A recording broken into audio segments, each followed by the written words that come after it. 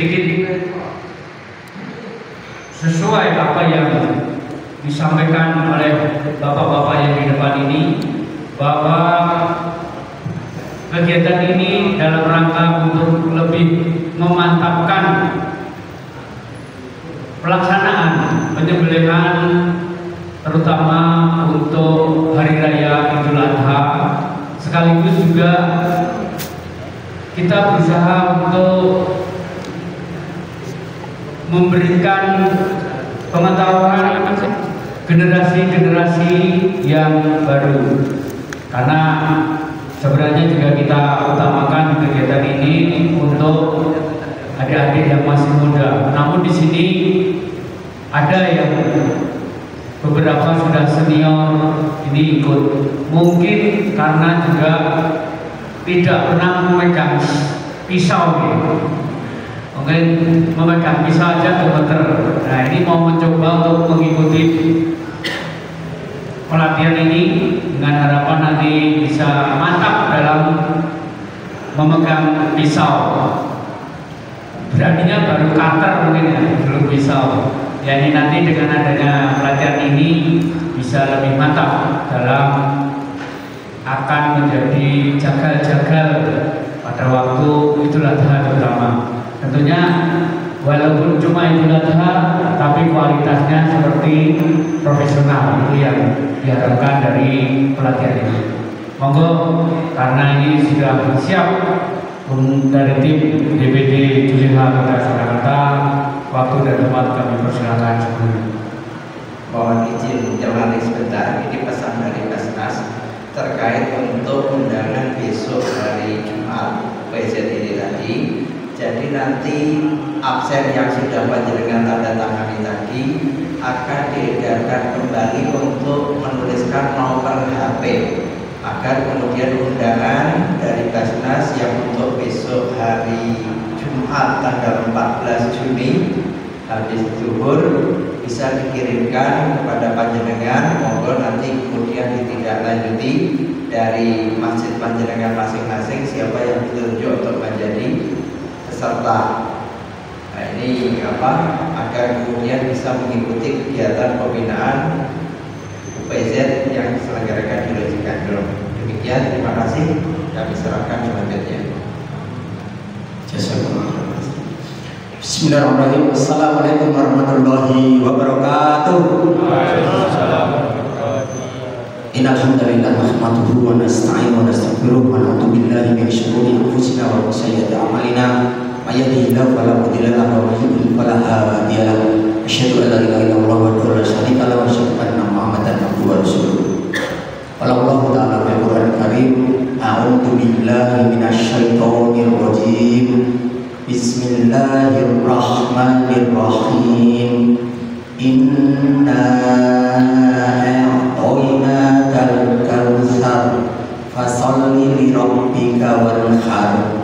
Inna syani'aka huwal abtar. Shadaqallahul adzim. Allahumma shalli. Hadirin yang dirahmati Allah Subhanahu wa taala, pengurus PDD Surakarta yang kami hormati, Ketua Basnas Surakarta, tak lupa juga yang kami hormati takmir serta jajarannya masih mutakin, dan para asatid, para ustadz, dan juga segenap hadirin yang insya Allah dirahmati Allah Subhanahu wa taala. Pertama dan utama marilah kita panjatkan syukur dari Allah Subhanahu wa taala atas limpahan rahmat, taufik dan hidayahnya kepada kita semua, atas segala bentuk nikmat yang telah dan senantiasa diberikan kepada kita semua.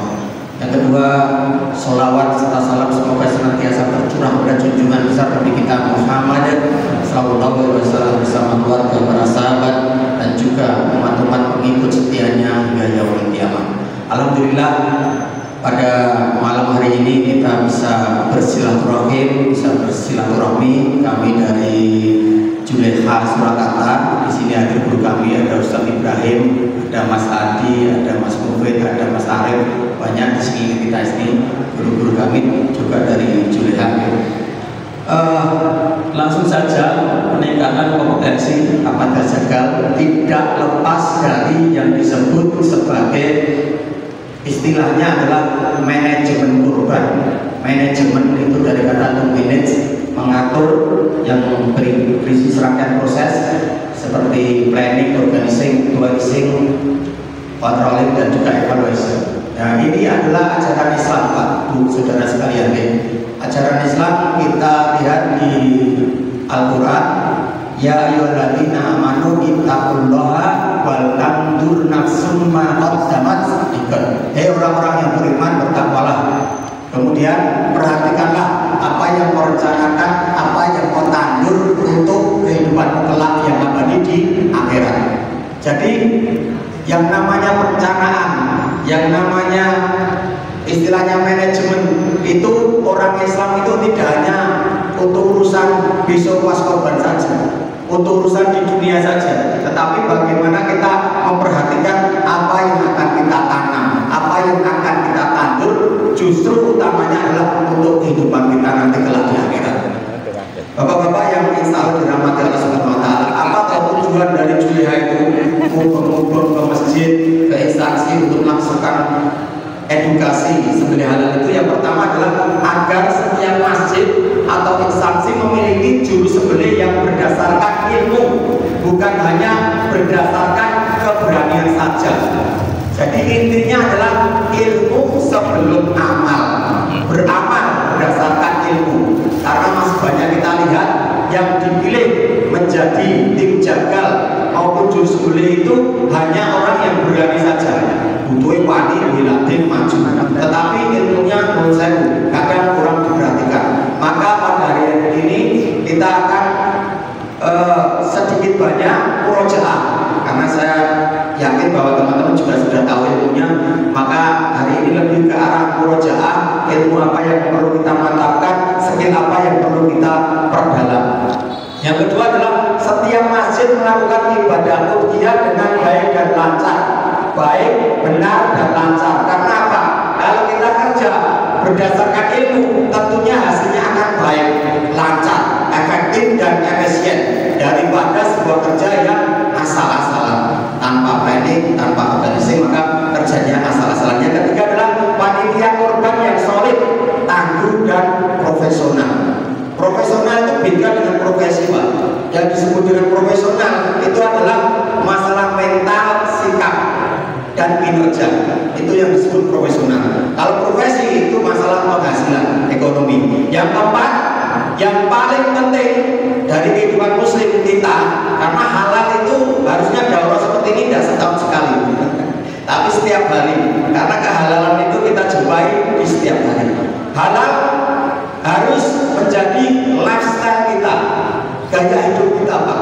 Jadi halal itu dilihat dari tiga sisi. Yang pertama adalah zatnya. Zatnya kalau itu halal maka disebut halal. Contohnya apa? Daging sapi, daging kambing itu secara zat halal. Kemudian yang kedua adalah cara mendapatkannya dan prosesnya. Ya, ada tiga. Cara mendapatkannya seperti apa? Misalnya kita beli kambing, beli sapi, dengan cara mendapatkannya hasil uangnya korupsi, kira-kira menjadi halal enggak? Nah, jadi haram gitu. Kemudian juga kita lihat di prosesnya.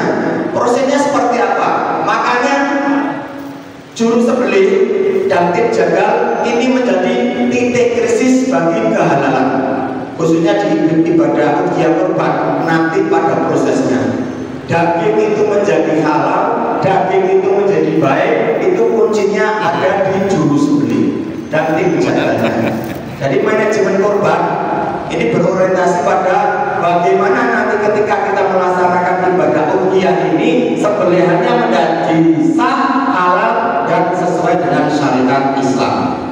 Edukasi ini penting karena apa? Masih banyak kita lihat di luar sana sembelihannya kayak gini, Pak. Nah, itu dengan lihat.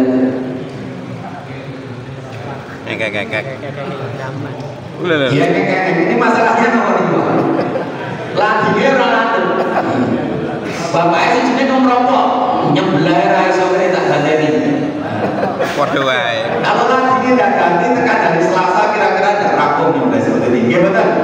Nah, ini bagian dari salah satu manajemen. Bagaimana kita memanage pisaunya supaya lebih bisa tajam. Atau seperti ini metode dalam penyembelihan. Ini baru pisaunya saja mungkin pisau untuk dapur ya. mau metode tarik bingung, metode dorong bingung. Jadi kalau dikoreksi masih banyak kesalahan, Pak. Kira-kira yang ngerti ini saya pesake sih kan? Sapi ini nama baik. Dia umurnya 60 gitu kita. Dikoyak-koyak. Jadi bapak-bapak saudara sekalian, pentingnya manajemen kenapa? Karena sebelah korban itu melibatkan banyak kerja.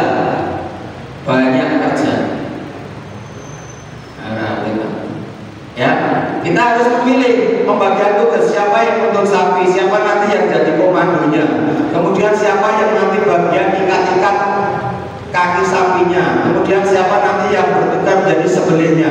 Jadi ini satu rangkaian kerja yang tidak terpisahkan, Pak. Makanya tim jagal itu butuh koordinasi, butuh skill dan lain sebagainya.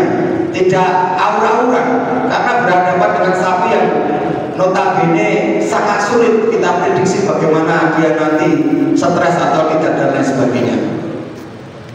Bapak-bapak yang dirahmati Allah Subhanahu wa taala, pertama yang harus kita pahamkan pada panitia masjid khususnya adalah standar personal seorang juru sembelih halal.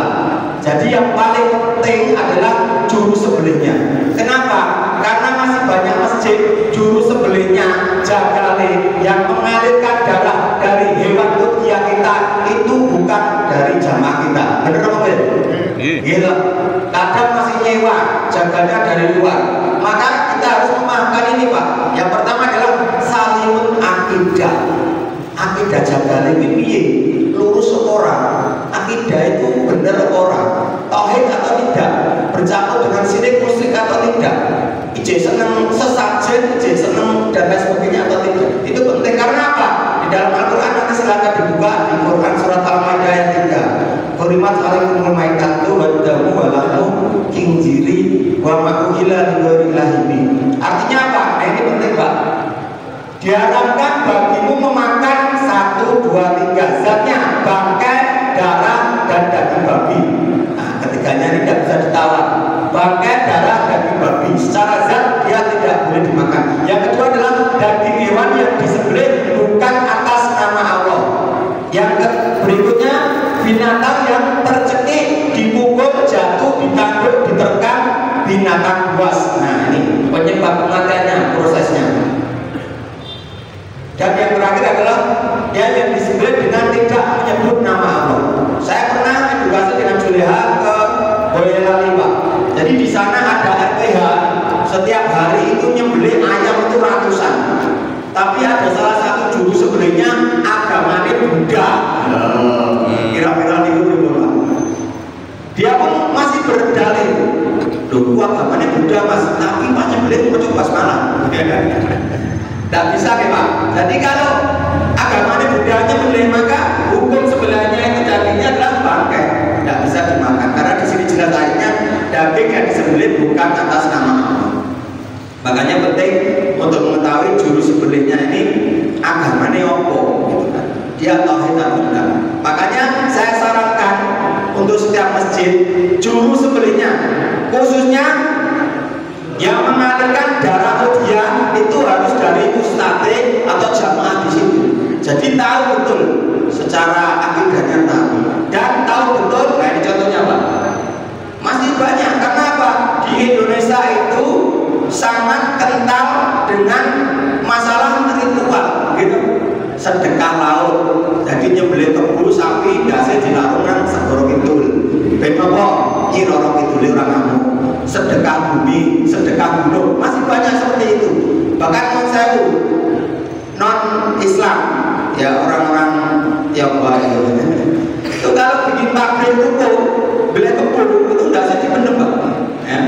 Kenapa? Memang tekok ini. Dagingnya menjadi bangkai. Dan janganlah kamu makan dari apa daging hewan yang ketika disembelih tidak disebut nama Allah. Perbuatan itu benar-benar suatu kefasikan. Dan disembelih untuk berapa? Tidak boleh untuk dimakan dagingnya. Kemudian apa? Karakter dari juru sembelih halal suatu ibadah tertib. Napa jenengan tega ukuran 3,5 juta tiba-tiba yang nyembelih itu wong ora salat. Ora salat yang ora salat saja itu gimana?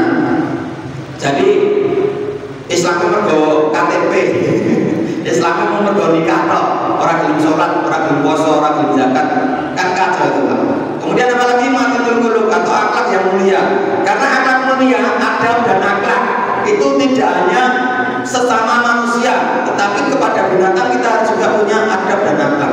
Maka di dalam proses penyembelihan jangan sampai terjadi seperti ini Pak, memperlakukan hewan sembelihan kita dengan kasar, semena-mena. Contohnya apa? Bambu diselorokkan ke kaki sapi, ketika dirobohkan di tali diseloroki bambu. Kemudian juga membersihkan pisau di badan sapi atau kambing. Selesai langsung ser ini nanggone kulite. Masih seperti itu Pak? Masih gitu. Insya Allah habis ini besok jangan seperti itu. Itu apa? Ada akhlaknya kurang baik satu. Yang kedua adalah kulit dari kambing, sapi itu dia ada virus dan bakteri. Kalau jenengan langsung pindah ke hewan berikutnya bisa jadi virus dan bakterinya gitu. Nah, yang ketiga adalah mengasah pisau di depan hewan kurban, itu tidak boleh. Rasulullah SAW bersabda, kalau kamu mengasah di depan hewan kurban itu berarti kamu menyembelih 2 kali. Jadi mengasah, medeni, nyekso hewan kurban sebelum disembelih itu kata Rasulullah kamu menyembelih 2 kali. Itu secara adab, secara akhlak tidak baik.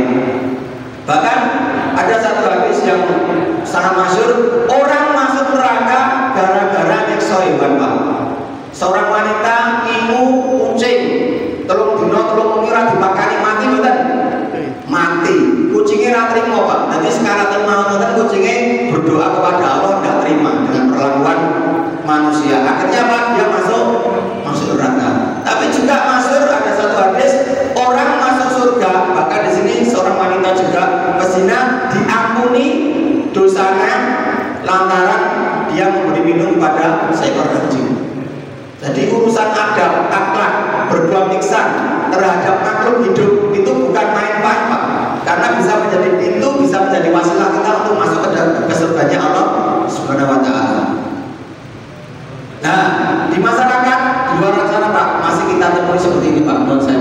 Nah, nih, wis tiba paleni tiga apa iki Pak? Blandar apa pring iki? Pring petong nggih, naik gede banget. Ditumpahi wong sempul. Nuwun saya wujud tidak seperti ini. Nah, ini jenengan kesengaja Pak. Nah, setelah ini ilmunya sudah sampai, mohon untuk jangan dilakukan. Nanti akan dikasih metode cara bagaimana menjatuhkan dan tidak menyakiti hewan seperti ini. Ini cara bodohnya Pak. Misalnya ini seperti ini, kira-kira kalau dari sebelah ini berdiri, kakinya pincang atau bisa patah tidak Pak? Gelingin, mosok Pak. Mosok titik di sampingnya gelingin, ini mesti ceklek so, gitu. Bisa pincang, bisa patah. Ya gelingin silotnya gelingin. Apa mana silonnya suwe rambut gitu. Nah, hewan itu selain punya insting dia juga punya perasaan. Hewan juga punya perasaan. Ini ontanya nangis Pak. Kenapa dia nangis? Karena di belakang melihat temannya dibacoi. Di pelatok-pelatok ini nangis. Lah, kira-kira lain ontanya ini orang terima berdoa kepada Allah. Padahal hewan itu dia tidak punya dosa. Kira-kira dikabulkan profesor boten ini. Sing tahu ini. Makanya ketika proses penyembelihan harus dikasih takbir, harus dikasih pembatas supaya yang disembelih dengan yang hidup itu dijauhkan. Yang hidup tidak melihat yang disembelih pada prosesnya dan juga tidak melihat teman-temannya dibaca-baca seperti ini Pak. Nah, yang keempat kuat jasmani dan rohani mental. Kenapa kuat jasmani? Karena kita berhadapan dengan hewan sapi yang bobotnya luar biasa. Tidak cukup jasmani juga Pak, tapi juga rohani mental. Kenapa? Berhubungan dengan pisau, berhubungan dengan darah. Orang yang tidak pernah lihat pisau, lihat darah, kira-kira ya mentalnya mengkerengsek. Saya punya teman tingginya 180, 2 tahun yang lalu, nyembelih di hari tasnik pertama. Habis sholat subuh langsung Pak proses. Wah, beliaunya semangat gitu. Kita ser darah mancur. Nah, teman saya itu perpet-perpet gitu. Pamit mulai sampai sore Bali. Akhirnya rame-rame Pak. Semangat men. Nah, ada juga satu hadis, seorang muslim yang kuat lebih baik dan lebih dicintai Allah Subhanahu wa taala dibanding seorang muslim yang lemah meski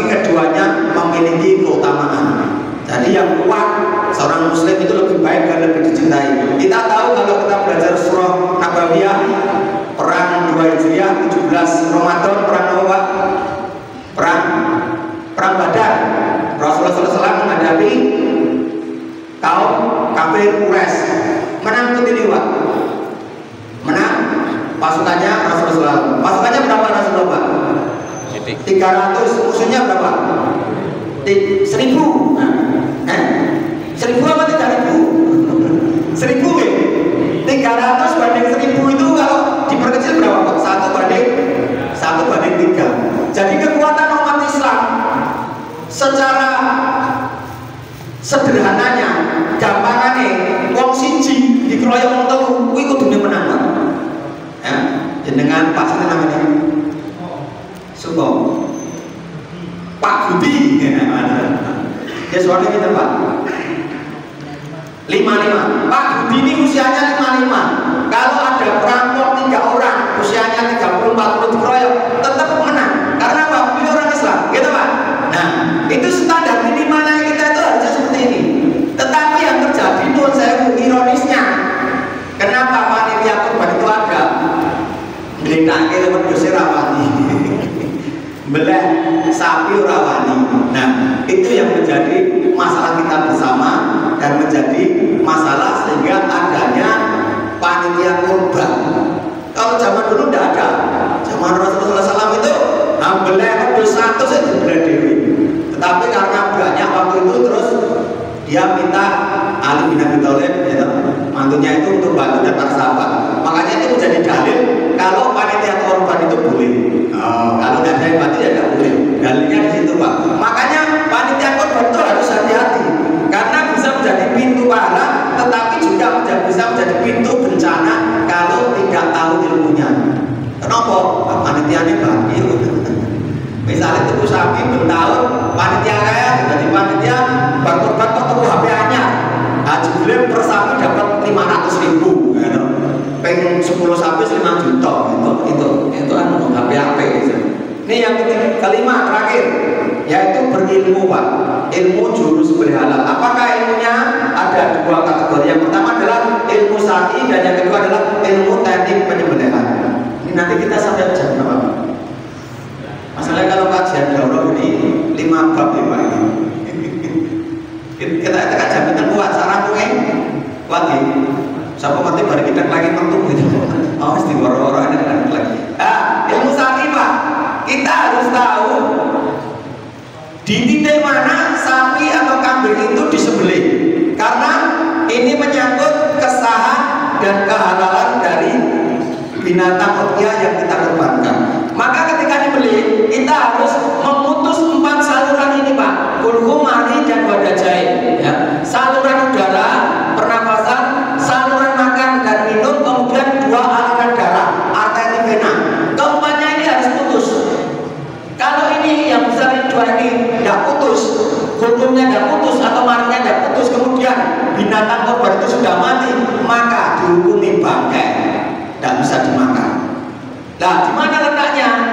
Letaknya keempat saluran ini ada rumus 1, 3, dan 5. Kalau 1 itu untuk unggas, jadi rahang bawah 1 jari ketemu kolom menjing, kemudian bawahnya itu sebelahnya di situ. Kalau 3 untuk kambing, 3 jari rahang bawah ketemu kolom menjing, di bawahnya kolom menjing atau janggut. Kalau sapi 5 Pak.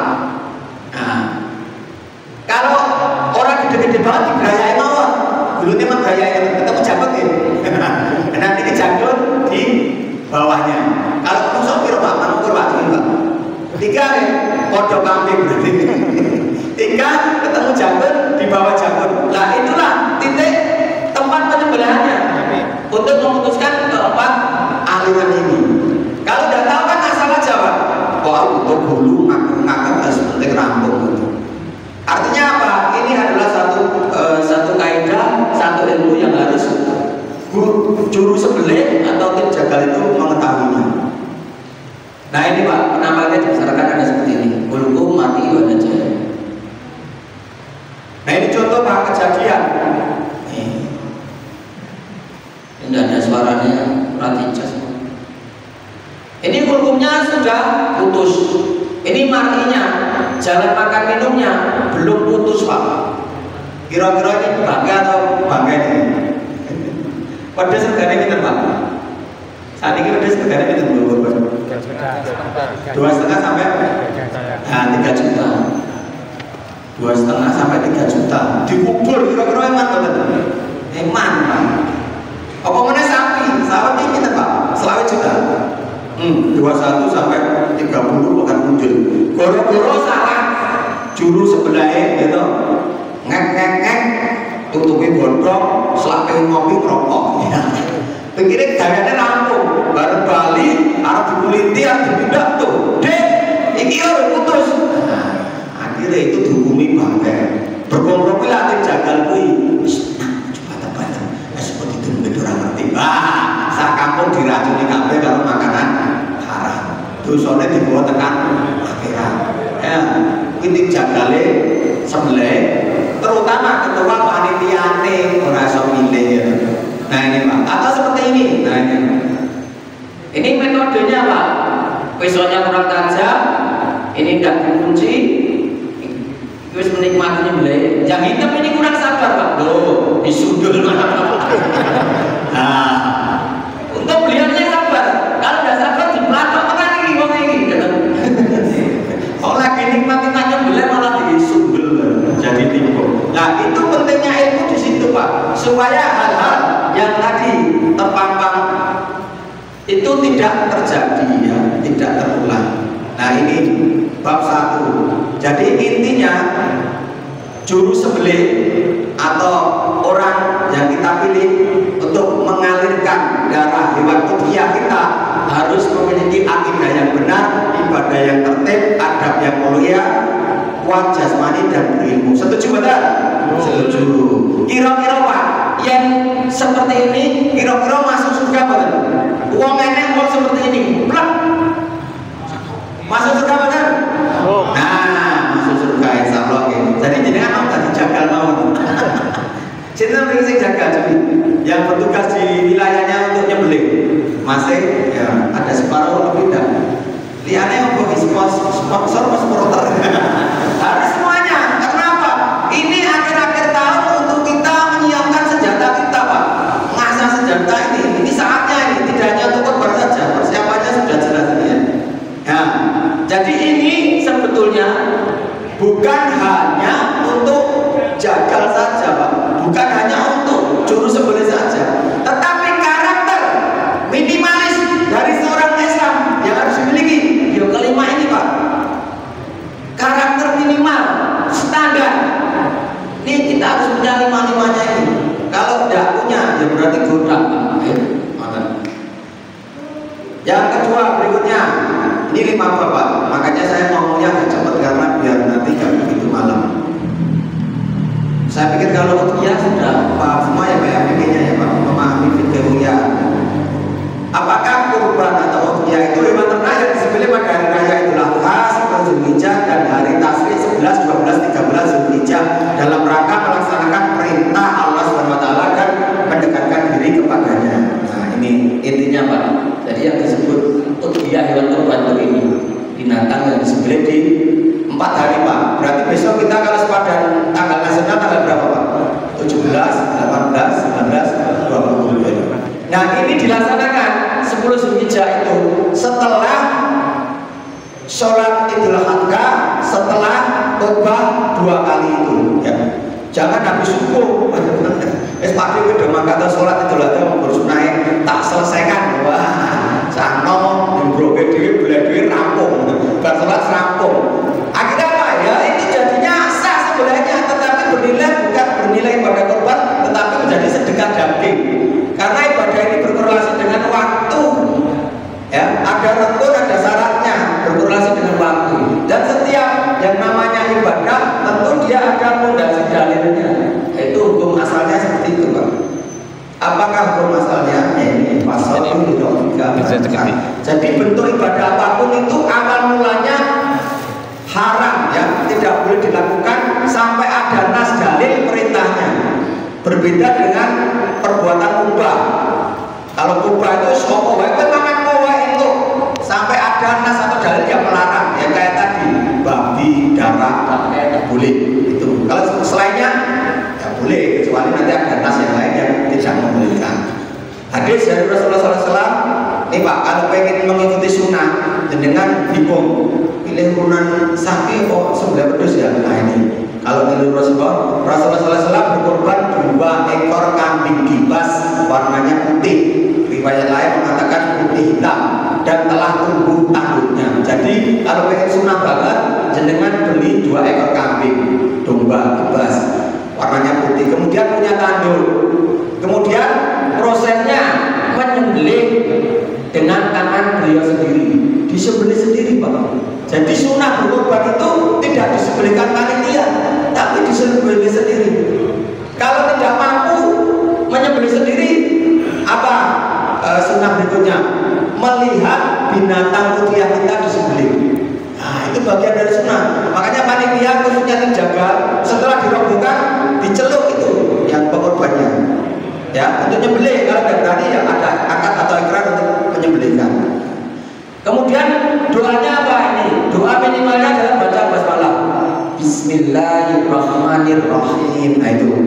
Kalau agak panjang, Bismillahi wallahu akbar. Nah, Bismillahi wallahu akbar. Itu sudah cukup. Baca basmalah tak cukup, baca basmalah tanpa bertakbir juga cukup. Kalau pengen komplit ya didoakan, disebutkan yang berkorban siapa itu secara komplit.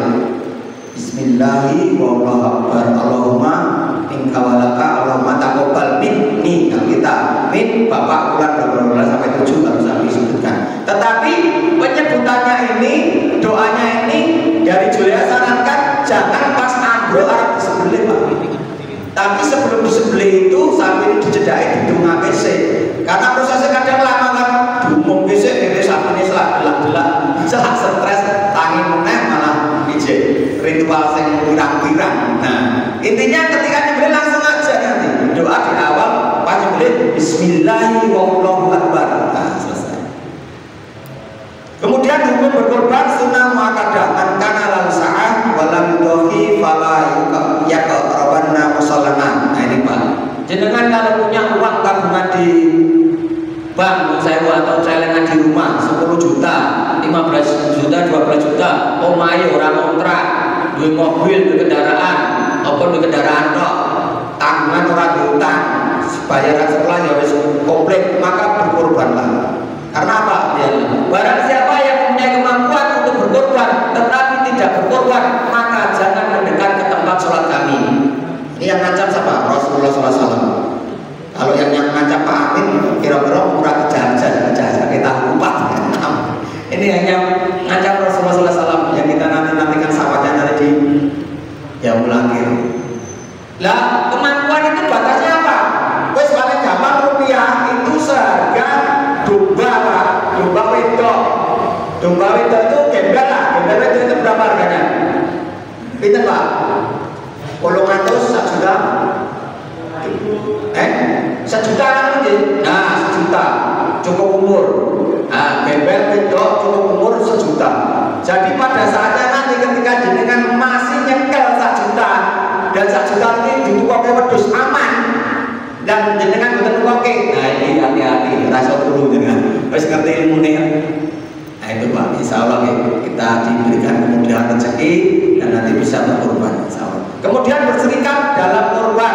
Kita tahu semua kalau kambing hanya boleh 1 orang, tidak boleh ukuran. Nah sekolah tahu ukurannya anak-anak. Nah itu namanya latihan korban. Nanti jatuhnya sedekah daging, tidak bernilai korban. Nah ini Rasulullah Bismillahirrahmanirrahim Allahumma taqabbal min Muhammadin wa ali Muhammadin wa min ummati Muhammadin. Nah ini Rasulullah. Jadi Rasulullah menyembelih untuk beliau sendiri dan untuk keluarganya. Nah artinya apa? Pahalanya ini ketika berkorban atas nama Bapak pahalanya bisa untuk semua keluarga di rumah. Diniatkan pahalanya untuk seluruh keluarganya. Kemudian khusus Rasulullah ummati. Nah ini jadi dia juga berkorban diniatkan untuk umatnya.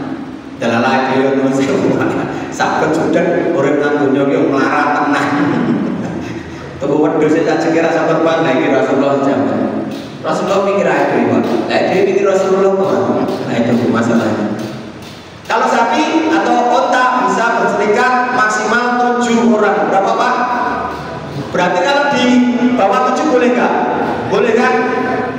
1, 2, 3, 5 sampai 6 sampai 7 boleh. Nah, itu catatannya Pak. Kalau sapi maksimalnya 7. Jadi 7 orang untuk satu sapi. Kalau kita tegaskan lagi, 7 orang untuk satu. Nah, ini masalahnya. Panitia korban kadang tidak mengilmui kalau pengen gampang. Misalnya kita punya 4 sapi, berarti berapa orang Pak? 28. Jadi urunan 28. Urunan 28 itu misalnya gampangannya berapa? Telung urunan, selikur ping 4 berapa? 84. Nah, ben orang ngantuk tak saya hitung-hitungan. 84 juta. Tekonan ngene peternak atau petani yang jualan sapi langsung pasrah boboan. Yo, 84 juta. Wong papat, wong ya wong butuh papat sapi jumlah wonge 28 tuku. Yang terjadi apa? Itu bukan 7 untuk 1 tetapi 28 untuk 4. Saiki jenengan ngoten-ngoten. Nah, itu kalau ngoten dan diralat Pak, ikrarnya dikembalikan. Karena apa? Ya ini bagian dari rukun. 7 orang untuk 1. Kalau 28 untuk 4 itu berarti keroyokan. Banyak kejadian banyak Pak. Kemarin tahun yang lalu saya nyembelih di suatu tempat masjid. Saya nyembelih sapi yang pertama. Saya tanya kepada kebetulan koordinatornya panitia gitu. Bu, ini kelompok 1 pengorban, kelompok 1 ini sapinya yang mana? Sapinya ada 5 gitu, Pak. Apa kata beliau? Itu sapinya 5, milih salah siji. Berarti ini tekune keroyokan ini. Tekune keroyokan. Nah, apalagi yang bayar di situ, harga sapi itu variatif. Tadi urunannya kan 7 toh, harganya bisa 20. Kalau dapat 21, 3 kali 7, berarti dia masih sisa 1. Sisa 1 ini kemana? Nah, harusnya dikomunikasikan. Pak, kelompok ini dengan sisa itu, makanya ojo tunggu HP. Sisa itu piye? Tak operasional, tak toko mesin, apa di jalur meneh. Itu, tapi masih sah. Bagaimana dengan yang nilai harganya 22? Harusnya kan 21. Ini reganya sih rada gede, 22. Akhirnya apa? Kelebihan 1 juta. Berarti dari pihak ke 8. Atau pihak yang mana? Rombongan yang lain 14 wong. Nah, kan nggak bisa. Ini Pak hati-hati Pak. Nanti jenengan kalau ditunjuk sebagai panitia jelas